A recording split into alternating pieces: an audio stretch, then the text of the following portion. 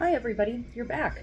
I am Trish. I have been a dressage instructor for quite a few years. I am a little bit out of work at the moment because it is really snowy and cold right now.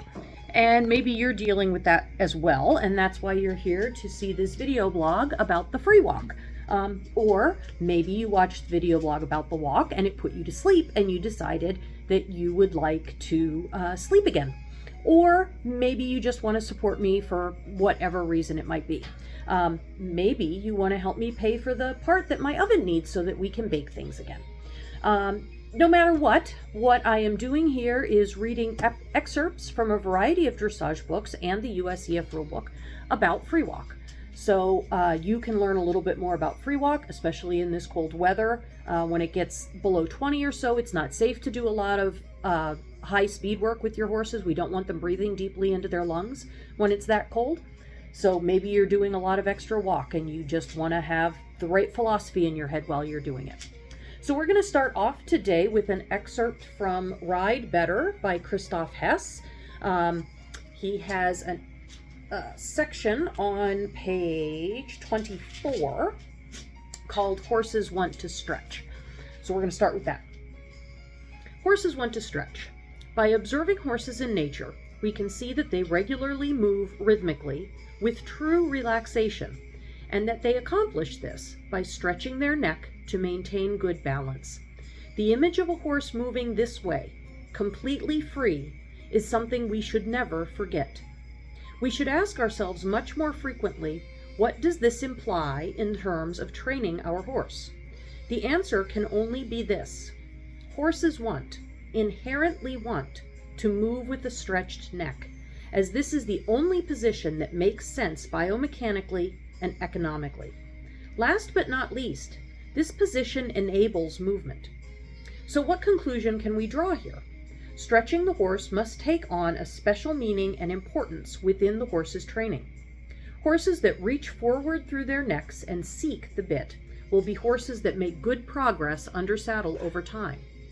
Therefore, here's my advice. You can't begin too early to ride your horse in a good stretch and/or long and low frame. To test whether this is possible and whether your horse is on the correct path in her training, I recommend you allow the horse to chew the reins from your hands multiple times within each training session. As this takes place, your horse should stretch forward and downward toward the bit, literally seeking the bit. Above all, the horse's mouth should not be lower in height than her point of shoulder. Otherwise, there's the risk that the horse will lose her natural balance. So that's just a little clip from Christoph Hess. Next, I have the official definition from the USEF rulebook on free walk and stretching on a long rein. Free walk. The free walk is a relaxed variation within the gait in which the horse is allowed complete freedom to lower and stretch out its head and neck. The degree of ground cover and length of steps, with hind feet stepping clearly in front of the footprints of the front feet, are essential to the quality of the free walk. Stretching on a long rein. This exercise gives a clear impression of the throughness of the horse and proves its balance, suppleness, obedience, and relaxation. In order to execute the exercise stretching on a long rein correctly, the rider allows the horse to take the reins gradually and smoothly as the horse stretches its neck forward and downward. As the neck stretches forwards and downwards, the mouth should reach more or less to the horizontal line corresponding with the point of the shoulder. An elastic and consistent contact with the rider's hands must be maintained. The gait must maintain its rhythm, and the horse should remain light in the shoulders with the hind legs well engaged. During the retake of the reins, the horse must accept the contact without resistance in the mouth or poll. So that was the USEF rulebook. Next, I have a fairly short little clip from Down to Earth Dressage by Carl Hester and Bernadette Fowry is my guess on how to pronounce that last name. So we're going to page 14, and this is just a brief clip about the free walk. Free walk on a long rein. This walk is all about relaxation. The horse has complete freedom to lower and stretch its head and neck. One thing to remember is that it is a long but not loose rein. When riding the movement, which is usually asked for on a diagonal, get onto your line, then gradually and smoothly let the reins go to accommodate the stretch of the neck. The horse mustn't snatch the reins. If he does, it is probably because he has been restricted by the rider's hands in the preceding movements, and by snatching, he just announced that fact to the judge. Don't chuck the reins at the horse suddenly. He'll pop his head up and look around to find out where you've gone. Under sidebar test tactics, in a test situation, the walk is not a time to have a break and let everything go. To get the most out of the horse, you have to concentrate, present it accurately, and make the most out of the movements. It's worth remembering the words of the song, walk tall, walk straight, and look the whole world in the eye. So that's a little bit from Carl Hester. Then we have Dressage Solutions, A Rider's Guide, and this is by Arthur Kodos Heldenberg with Andrew Fitzpatrick. This is chapter 3, page 26, and I'm going to read just about the free walk. He talks about all of the walks, but we're just doing the free walk clip. In the free walk on a long rein, the horse stretches his head and neck longer and lower, maintaining a light contact with the bit. In a free walk on a loose rein, there is no contact with the mouth. The aim is to encourage relaxation so the horse stretches his body and lengthens the steps to the maximum. Normally, one would want an overtrack of at least 2 shoes beyond the front hoof print. We use the free walk to loosen the horse's muscles and joints and to encourage the blood circulation around his body before starting his training and during a session as a reward for work well done. At the end of his work session, the free walk is used as part of the cooling down so that the horse finishes in a relaxed state and returns to the stable cool, dry, and relaxed. All right, then we have a clip from Dressage in Harmony by Walter Zettel. This is one of the classics of a classic series called The Masters in Horsemanship.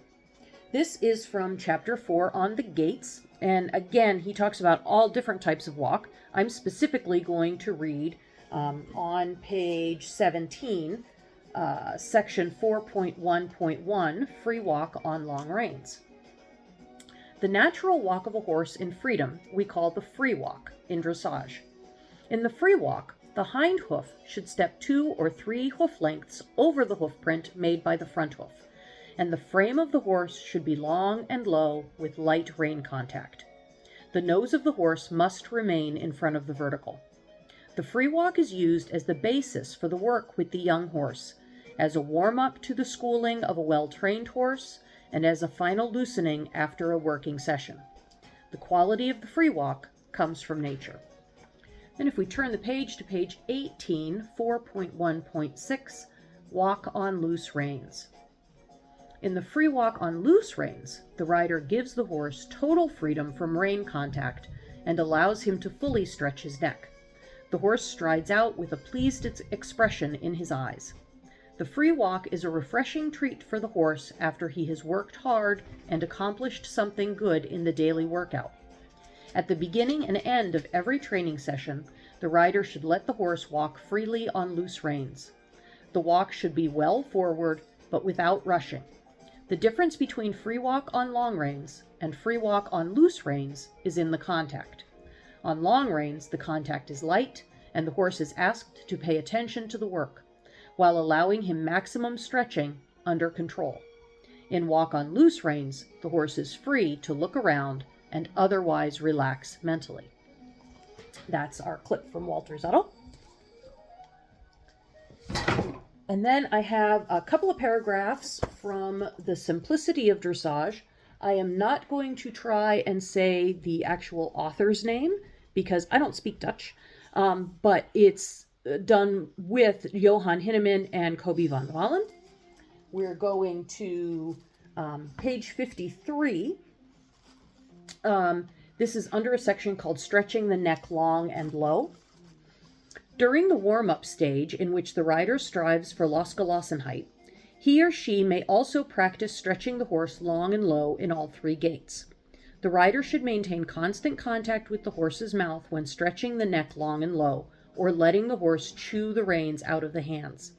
The neck is usually stretched to chest height, and the horse's nose must always stay in front of the vertical when chewing the reins out of the hands. Then we're going to skip forward.